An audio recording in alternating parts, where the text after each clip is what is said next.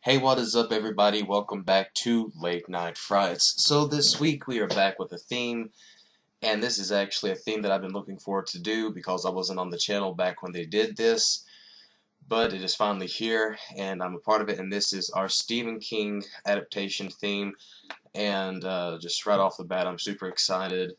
I haven't got to read too many of Stephen King's novels, but what I have read, what I've heard on audiobooks, I love. So he is indeed my favorite author. He's also the most well-known author. You can ask anybody on the street who's Stephen King, and even if they don't know too much about him, they'll still be like, "Oh yeah, he's that guy that writes books. Everybody knows this dude." I would love to meet him one day. Just due to the fact that him and also my dad were some of the reasons that I wanted to write. More of my dad because when I was a kid, I couldn't read any of his books due to the fact that, most of them are horror novels and stuff, and my mom is, she wanted to protect me as a child. And funny enough, I'm on a horror collaboration channel on YouTube, so I guess I won the battle there. But anyways, a book that I have been, listening to is Desperation, and that is actually really good so far. I haven't got to finish it, but it is really good. If you haven't read it, I suggest that you do. And also, like some of the mini series and movies that have been made out of his stories. Some are good, some aren't. I can't really say too much about most of them. But I would like to eventually read all of his stories just due to the fact that they're so beautifully made. Like, he details everything down to the teeth, and that is really awesome. I actually, I'm starting to write, and like I said, I wanted to do this because of my dad. My dad got his inspiration by Stephen King, and I got my inspiration from my dad and Stephen King. And also a little help from my friend Jordan, the J. Sloan, who kind of, helped me, kind of pushed me to start writing on a new story, and so I am. But yeah, guys, that's enough about that. I've been rambling on. So if you could tell by the title when you clicked on this video, I'm going to be reviewing it was a mini-series, Stephen King's Storm of the Century. Give me what I want and I'll go away. From Stephen King, the master of your worst fears, comes a high-voltage, spine-tingling shocker that's been called one of the best King films ever. You wouldn't think there was a big storm coming, would you? Trouble don't cross the reach, ain't that why we live here? Still, they say this one's gonna be something special. A small island off the coast of Maine is bracing for the storm of the century. Look at this. Now, if neither of The emergency shelter setup can handle 300 for 3 days. Look at there at the mainland. Can't even see the reach no more. At the heart of the storm is a source of evil that will change their lives forever. Born in sin. Come on in. My God. That's all right, Robbie. She's waiting for you in hell. Who are you? Give me what I want, and I'll go away. What's your name? Andre Lenoge. He was looking at him like a snake, looking at a bird. What are you doing, sir? You mind telling me? You have something to do with that? Give me what I want, and I'll go away. Refuse me, and I assure you, I can punish. We couldn't kill him. I don't think he's human. What could he possibly want? He's the devil! Don't let him near me. What do you want, Lenoge? That's right. Come on, Ralphie. Never. I don't think we have a choice. Discuss it. Then choose.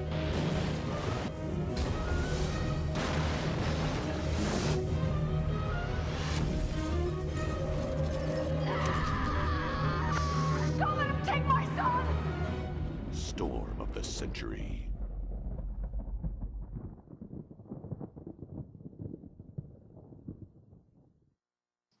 Okay, so Storm of the Century was made back in 1999,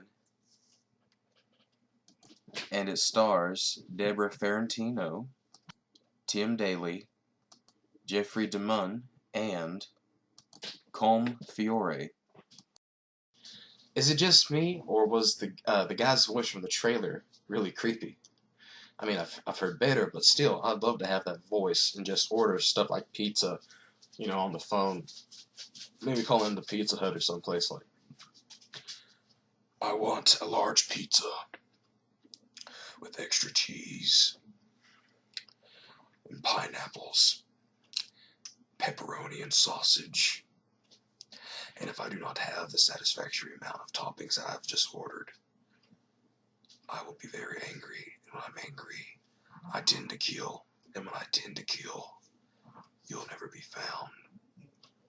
I expect it to be here within 15 minutes. If it's not here within 15 minutes, I'll be very angry. I'd hate to take that order, wouldn't you? And then he calls back. I also want stuffed crust. As you can tell by my voice, this is the guy from earlier. Stuffed crust in the pizza. A lot of cheese. I would look for a different job, especially if I had to deliver that pizza. But getting off of that bad joke, Stephen King's Storm of the Century, this was actually a really good miniseries. I think I liked it better than Bag of Bones, which I heard from my dad that Bag of Bones, the miniseries, didn't have as much of detail that the book has. There was a lot of stuff that they left out from what he said that he could remember. And I'm definitely wanting to read both Storm of the Century and Bag of Bones to see how different they are from their TV counterparts. And I actually got Storm of the Century and 8 other movies for $5. This is going off topic, but there's one of these movies really shocked me that it was in this 8-pack. So I'm not going to list off all of them, just Night of the Living Dead. Yes, the Romero flick. That surprised me that I could get that for $5 at the Dollar General with 8 other movies. Well, 7 other movies, I mean. That really surprised me, but I'm not complaining. But really quick, going over the story in this miniseries. It had a decent story to it. It has a different ending, which I do like about it.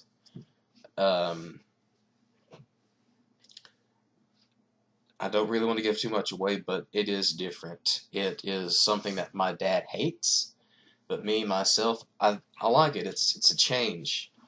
But I'm not going to tell you what that is. You just have to watch it for yourself. And the acting in the movie was really good all around except for the kids, but like they were kids. It was like 4. So they really wasn't, really great in acting, which I'm not really that great of an actor myself, but these little kids had just, most of the time they had blank faces, just like, and then they'd talk, and this is how they'd act. It's just like, Mommy, I'm scared. What are we gonna do, Mommy? But you could tell they're having fun in certain parts. They got to fall down. They got to, eat food. They got to eat donuts. They got to get jam and stuff on their face. They got to, run around and play. So they're just having a fun time. One of them gets to swear and slap somebody. So all around, just a good time.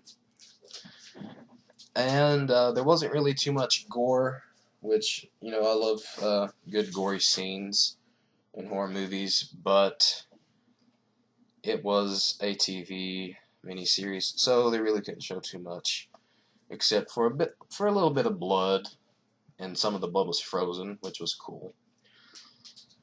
The kills, there was a decent amount of kills. Some kills we got to see. We got to see all the kills. It's just that some of them cut out from the best parts. Except this one guy got hung, which was cool. We got to see that, but we didn't get to see an axe to the face or anything because it was made for TV. So yeah, it sucked, but I'll survive. The effects in the movie, they were okay. And I keep saying movie, it's a miniseries. The effects in the miniseries were actually pretty decent. Not really, nothing else to say. There wasn't really too much to kind of go in detail about them. So I do think that is it, talking about the movie. The mini-series, Jeremy, my god. The mini-series. But it is really interesting. I highly suggest that you guys check it out if you haven't watched it already. And I think that is it for this video. I'm sorry that I've been off of my game today. It's I'm really tired, even though it's 1:34 right now that I'm filming this. I'm a teenager. I'm always tired, sue me.